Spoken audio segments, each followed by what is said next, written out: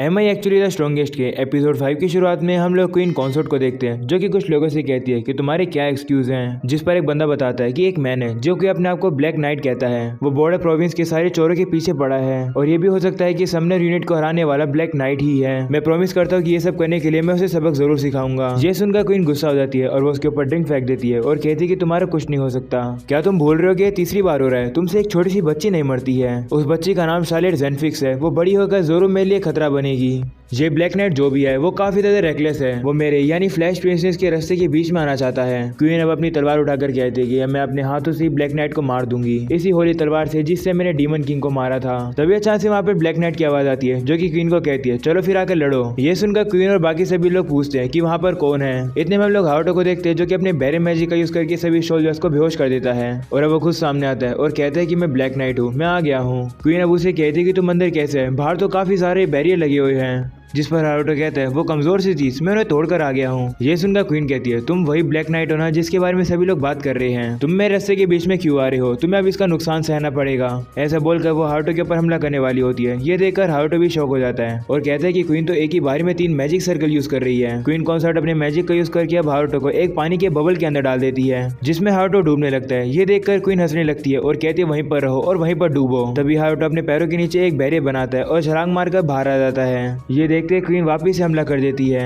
तब हारुतो भी अपने बैरियर को यूज करके उन अटैक से बच जाता है। ये देखकर क्वीन कॉन्सर्ट कहती है ऐसी बात है तो इससे बचो। ऐसा बोलने के बाद वो फायर का हमला करती है और अब यह अटैक जाकर सीधा हारुतो को लग जाता है। हारुतो अब जलने के बाद अब नीचे आकर बैठ जाता है। ये देखकर क्वीन कहती है कि तुम्हें हराना तो काफी ज्यादा इजी था। तभी हारुतो खड़ा होकर उसे कहता है और तो तुम तलवार के साथ साथ और भी काफी सारे एलिमेंट यूज कर सकती हो, मैं काफी जेलस हो रहा हूँ। वहीं हारुतो को ठीक देखकर क्वीन काफी शौक हो जाती है और कहती है कि आखिरकार ये कौन है। तभी इतने में हारुतो उसके ऊपर अब हमला कर देता है। वहीं पर क्वीन अपने बैरियर से बचने की कोशिश करती है लेकिन उसे दिक्कत हो रही होती है। वो कहते हैं कि मैंने इसे ब्लॉक तो कर लिया लेकिन मैं इसे सेंस नहीं कर पाई बिल्कुल भी। तभी हारुतो उसके ऊपर और हमले करने लगता है और कहता है कि समय आ गया है सीरियस होने का।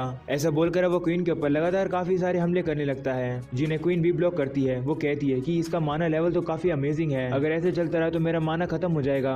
डीमन किंग भी इतना ताकतवर नहीं था जितना ये ताकतवर है। वहीं हारुतो लगातार उसके ऊपर हमला कर रहा होता है जिसके वजह से क्वीन का सारा माना खत्म हो जाता है और अब उसे तलवार का यूज करना पड़ता है। वह हारुतो के ऊपर तलवार से हमला करती है। तभी हारुतो भी जल्दी से अपनी तलवार बाहर निकालता है और वो उसकी तलवार को रोक देता है, जिसके बाद अब उनके बीच में तलवारबाजी की लड़ाई होती है। हारुतो उसके सारे अटैक से बचता रहता है और उसे एक कड़ी टक्कर देता है लेकिन क्वीन थोड़ी सी स्ट्रॉन्ग होती है। वो हारुतो को जमीन पर गिरा देती है और अब उसे कहने लगती है कि तलवारबाजी में मुझे कोई नहीं जीत सकता है, मैं वर्ल्ड की सबसे स्ट्रॉन्गेस्ट हूँ। ये सुनकर हारुतो से कहते हैं तुम वर्ल्ड की सबसे स्ट्रॉन्गेस्ट हो, कोई बात नहीं, इससे कोई मुझे फर्क नहीं पड़ेगा। ऐसा बोलने के बाद उसके ऊपर हमला करके उसकी तलवार को काफी दूर गिरा देता है। हारुतो अब उसके पास आता है और उसे कहता है अब समय आ गया है तुम्हारी पनिशमेंट का। ऐसा बोलने के बाद वो क्वीन के गले में एक स्लेव कॉलर बांध देता है। क्वीन उसे देखकर परेशान हो जाती है। वो उसे उतारने की कोशिश करती है और कहती है ये क्या है। हारुतो उसे कहते हैं कि अगर तुमने इसे जबरदस्ती उतारने की कोशिश करी तो तुम्हारा सर कट जाएगा। ये सुनकर क्वीन डर जाती है और वो उसे टच करना बंद कर देती है। वो हारुतो से कहती है कि आखिरकार तुम मेरे साथ ये कर क्यों रहे हो। तो हारुतो से कहते हैं कि सच बताऊं तो मुझे तुम्हारी स्कीम के बारे में कोई फर्क नहीं पड़ता है, मेरी बस एक डिमांड है, तुम मार्ग्रेव गोल्ड जेनफिक्स की फैमिली के ऊपर बिल्कुल हमला नहीं करोगी। ये कॉलर मैं तब तक नहीं उतारूंगा जब तक मैं देखूंगा नहीं कि तुम माफ करने लायक हो या फिर नहीं। और अगर बात करें तुम्हारी किस्मत की, अगर तुमने मेरी डिमांड पूरी नहीं करी तो तुम्हें पता ही है कि तुम्हारे साथ क्या होगा। ये सुनकर क्वीन घबरा जाती है और कुछ भी बोल नहीं पाती है, जिसके बाद अब हारुतो वहां से चला जाता है। उसके जाने के बाद क्वीन हंसने लगती है और कहती है तो इसका मतलब मैं एक स्लेव बन गई। ये सोचकर अब क्वीन वहां पर काफी जोर जोर से रोने लगती है।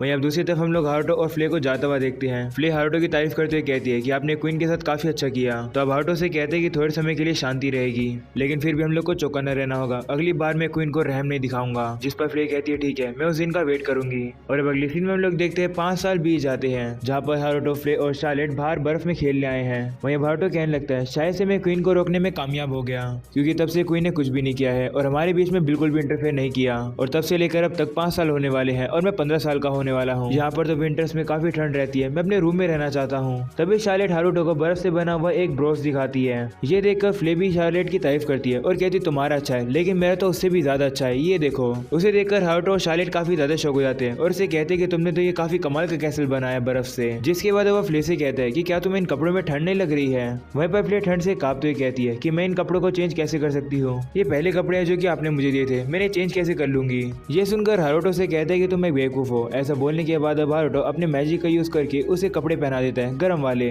हारुतो उसे कहते हैं कि अगली बार तुम्हें कोई भी दिक्कत हो तो मुझे बता दिया करो। तो फ्ले कहती हाँ मुझे आपसे 10 चीज चाहिए, क्या मुझे वो मिल सकती है। तभी हारुतो से मना कर देता है और कहते नहीं बिल्कुल नहीं। तभी शार्लेट हारुतो से कहती है कि मुझे भी एक चीज चाहिए, क्या आप वो मुझे दे सकते हो? तो हारुतो मान जाता है और उसे पूछता है क्या? तो शार्लेट कहती है कि आज के लिए मैंने एक स्पेशल अटैक सोचा है जिसमें बर्फ की जरूरत पड़ेगी, लेकिन उस अटैक को मैं यूज नहीं कर सकती हूँ, लेकिन आप उसे जरूर हैंडल कर पाओगे। और अब हारुतो शार्लेट को मना नहीं कर पाता है। वो उसे कहते हैं कि आखिरकार स्पेशल अटैक कौन सा है। तो अब शार्लेट अब उसके कान में उस अटैक को बताने लगती है और कहती है कि इसको अभी यूज करो। तब हारुतो के पास और कोई चॉइस नहीं होती है, वो उसे कहते हैं ठीक है।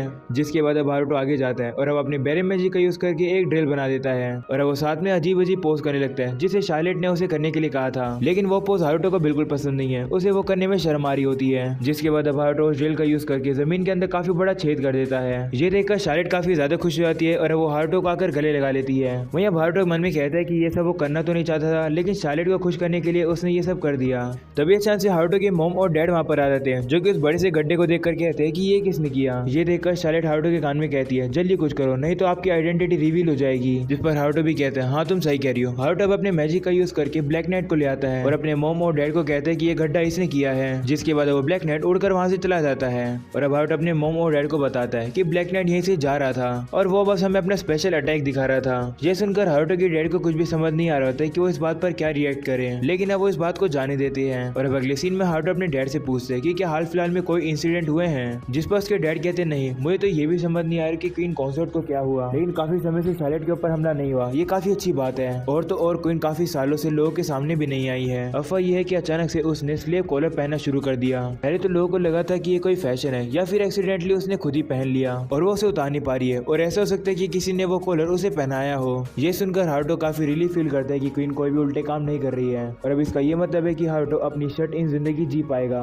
जिसके बाद अब हारुतो इसे पूरा करने के लिए अपने रूम में जाने लगता है, लेकिन तभी उसके डैड उसे रोकते हैं और कहते हैं माफ करना, स्प्रिंग शुरू होने के बाद तुम रॉयल कैपिटल के स्कूल में जाओगे। ये सुनकर हारुतो काफी ज्यादा शौक हो जाता है और कहते हैं क्या? तो हारुतो के डैड कहते हैं कि काफी सारे कॉम्प्लिकेटेड फैक्टर्स हैं, मैं तुम्हें स्कूल नहीं भेजना चाहता हूँ, लेकिन तुम्हें जाना पड़ेगा। वहीं हारुतो कहते हैं नहीं मैं स्कूल नहीं जाऊंगा, मेरे पिछले लाइफ में स्कूल ही एक ऐसी जगह थी जिसे मैं सबसे ज्यादा नापसंद करता था। और डैड कह रहे कि वो स्कूल रॉयल कैपिटल के अंदर है, क्या वो सीरियस है? हारुतो काफी ज्यादा डिप्रेस हो जाता है क्योंकि वो अपनी जिंदगी अब जीने वाला ही था, लेकिन उसे स्कूल जाना होगा। हारुतो कहते हैं कि मेरे पास तो कोई भी चॉइस नहीं बची है, मुझे एक न्यू मिशन बनाना होगा कि जो भी फैक्टर्स है जिनकी वजह से मुझे स्कूल जाना होगा मैं उन्हीं फैक्टर को तोड़ दूंगा। और अगले सीन में हारुतो के डैड हारुतो से फिर से कहते हैं कि तुम्हें स्कूल अटेंड करना होगा, जिस पर हारुतो मना कर देता है। तो गोल्ड यानी हारुतो के डैड कहते हैं कि इससे मुझे याद आया कि जब मैंने तुम्हें एक बार प्रोवेंशनल स्कूल में भेजने की कोशिश करी थी तब भी तुमने मना कर दिया था, ऐसा क्यों? तो हारुतो मन में कहता है कि पिछले लाइफ में स्कूल मेरे लिए एक हेल जैसा था। तभी गोल्ड कहते हैं कि इस बार तुम मना नहीं कर सकते हो क्योंकि ये रिकमेंडेशन लेटर आया है पर्सनली किंग की तरफ से तुम्हारे बारे में। किंग को शायद से प्रिंसेस मारियाना ने बताया होगा, लगता है जब वो यहाँ पर आए थे तभी से तुम्हारे अंदर उसको एक इंटरेस्ट आ गया हो ना हो मारियाना ने ही किंग से ये डिमांड करी होगी। ये सुनकर हारुतो सोचने लगता है कि आखिरकार मारियाना क्यों चाहती है कि मैं स्कूल जाऊँ, ये स्कूल तो एक एलिट स्कूल लग रहा है, मैं श्योर हूँ कि मैं वहाँ सर्वाइव नहीं कर पाऊंगा। तभी गोल्ड बताते हैं कि प्रिंस लाउस भी अपनी ग्रेड्स को स्किप करेगा वहाँ पर एनरोल करने के लिए। ये सुनकर हारुतो परेशान हो जाता है और कहते हैं कि मैं अपनी जिंदगी आराम से जीने वाला था, अब मुझे उसके साथ पढ़ना होगा। तभी गोल्ड कहते हैं कि मुझे भी थोड़ी चिंता है, ऐसा हो सकता है कि क्वीन कॉन्सर्ट ने मारियाना को कुछ कहा होगा, शायद से ये क्वीन की प्लानिंग है। देखो हारुतो ये मेरा पर्सनल ओपिनियन है, लेकिन तुम्हारे फादर होने के नाते मैं चाहता हूँ कि तुम वहाँ पर जाओ और देखो कि वर्ल्ड क्या तुम्हें दे सकता है। तुम्हें वहाँ जाकर काफी अपॉर्चुनिटी मिलेगी, काफी लोगों से मिलने को मिलेगा, ये काफी अच्छा मौका है। ये सुनकर हारुतो सोचता है कि उसके डैड ने उसके लिए काफी कुछ किया है, जैसे उसे एडॉप्ट किया है। वो गोल्ड से कहते हैं कि अगर मैं मना करूंगा तो प्रॉब्लम होगी ना? तो गोल्ड कहते हैं हाँ प्रॉब्लम हो सकती है। ये सुनकर हारुतो कहते हैं ठीक है फिर मैं स्कूल जाऊंगा। जिस पर अब गोल्ड खुश हो जाते हैं और कहते हैं कि तुम्हें अपने साथ एक अटेंडेंट भी लेकर जाना होगा जो कि तुम्हारा ख्याल रखेगा, क्योंकि एक अलग जगह पर अकेले रहना थोड़ा इजी नहीं होगा। तो अब हारुतो कहता है कि लेकिन मेरे पास तो कोई भी अटेंडेंट नहीं है। हारुतो अब सोचने लगता है कि क्या वो फ्ले को चुन सकता है अपने अटेंडेंट के लिए, लेकिन वो कहते हैं नहीं, फ्ले उसके लिए और प्रॉब्लम खड़ी कर सकती है। तभी गोल्ड कहते हैं कि मैं तुम्हारे लिए काफी सारे कैंडिडेट तैयार करता हूँ। तभी हम लोग देखते हैं हारुतो की मॉम वहाँ पर आ जाती है और हारुतो से कहती है तुम्हें मेरी जरूरत है, लगता है मैं तुम्हारी अटेंडेंट बन सकती हूँ। ये सुनकर हारुतो से मना कर देता है और कहते हैं कि मैं अपने साथ अपनी मॉम को थोड़ी ले जा सकता हूँ। इस बात पर गोल्ड भी एग्री करते हैं और वो हारुतो से कहते हैं कि तुम्हारे पास अभी 3 महीने बचे हैं एनरोल होने में, तब तक तुम अपना कोई अटेंडेंट ढूंढ लेना। तो हारुतो भी मान जाता है और वो बाहर आ जाता है और कहता है कि मैं इतना इजीली अटेंड नहीं करूंगा स्कूल, भले मैंने जाने के लिए कह दिया हो, मैं एक ऑपरेशन चलाऊंगा स्कूल ना जाने के लिए। और अगले सीन में हम लोग देखते हैं हारुतो अपने रूम में आकर अपने क्लोन से कहता है तुम मेरी जगह पर स्कूल जाओ, जिस पर हारुतो का क्लोन सीधा मना कर देता है। तो हारुतो से कहता है कि तुम मैं हूँ, एक बार सोच कर देखो कि मैं क्या सोच रहा हूँ। तो क्लोन कहता है कि मैं क्लोन हूँ इसलिए मैं मैजिक का यूज नहीं कर सकता हूँ, तो तुम ये सोच रहे हो कि स्कूल वाले मुझे एक्सपेल कर देंगे क्योंकि मेरे पास मैजिक नहीं है। तो हारुतो से कहते हैं हाँ यही मेरा प्लान है, इससे डैड के लिए भी कोई दिक्कत नहीं आएगी। तो क्लोन कहता है कि वहाँ पर जाकर मैजिक का यूज मत करना, मेरी जगह पर तुम भी तो जा सकते हो। तो हारुतो कहता है कि तुम्हें तो पता ही है कि मेरे पास बैरियर मैजिक है, अगर गलती से लड़ाई में मैंने मैजिक यूज कर लिया तो लोगों को पता चल जाएगा। ये सुनकर क्लोन गुस्सा हो जाता है और कहते हैं कि अगर मैं वहाँ पर जाऊंगा तो मैं उन बच्चों से पिट जाऊंगा। तो हारुतो कहते हैं कि अगर तुम्हें कुछ हो भी गया तो मेरे पास रिप्लेसमेंट तैयार है तुम्हारे लिए। ये सुनकर क्लोन रोने लगता है और कहता है मुझे पता था, आखिरकार तुमने कितने और क्लोन बनाए हैं। तो हारुतो कहता है मजाक कर रहा हूँ, मैंने कोई भी क्लोन नहीं बनाए हैं, शार्लेट ने मुझे बनाने ही नहीं दिए। वो हमेशा कहती थी कि अगर मैं ऐसा करूंगा तो क्लोन को बुरा लगेगा। क्लोन अब रोने लगता है और कहता है कि मेरे होने के बावजूद भी तुम्हारे दिमाग में और क्लोन बनाने का आइडिया आया है क्यों? तुम आखिरकार क्यों हो? मैं तुम्हारा ही क्लोन क्यों बना हूँ? तो अब हारुतो से शांत कराता है और कहते हैं चिंता मत करो, मैं अपने बैरियर का यूज करूंगा तुम्हारे ऊपर, जिससे तुम्हें चोट नहीं आएगी। लेकिन इसका मतलब है कि तुम्हें ये मिशन करना होगा, एवं मिशन में जाने के बाद तुम पीछे नहीं हट सकते हो। वहीं अब क्लोन के पास कोई भी चॉइस नहीं होती है, उसे हारुतो की बात माननी पड़ती है और वो उसके साथ डील कर लेता है। और अब अगले सीन में हम लोग को पता लगता है कि हारुतो ने एक लॉग हाउस बना रखा है कैसल से थोड़ा दूर। इसे बनाने में उसे 5 साल लगे हैं। ये एक ऐसी जगह है जहाँ पर हारुतो शर्ट-इन वाली लाइफ जी सकता है। ये जगह काफी ज्यादा अच्छी है, यहाँ पर से कोई परेशान नहीं करता है, लेकिन शार्लेट को छोड़ के। शार्लेट आज यहाँ पर वापस से एनीमे देखने आई है, तो अब हारुतो उसे परमिशन दे देता है और शार्लेट अब एनीमे देखने लगती है। तभी हारुतो से कहता है कि तुमने मेरे रूम में आना बंद कर दिया था, मुझे लगा कि तुमने एनीमे देखना ही बंद कर दिया था। तो शार्लेट कहती है नहीं, मुझे एक्चुअली में और ज्यादा क्लासेस लेनी पड़ रही है और मुझे कहा गया है कि मैं हर समय तुम्हारे रूम में ना आऊँ, मैं काफी परेशान हूँ, मैं कभी कभी आ पाती हूँ, मुझे और ज्यादा एनीमे देखनी है। तो हारुतो से कहते हैं कि यहाँ पर आने में तो तुम्हें दिक्कत होती होगी, मैं अपने मैजिक से तुम्हें यहाँ सीधा टेलीपोर्ट कर सकता हूँ। ये सुनकर शार्लेट कहती है कैसे?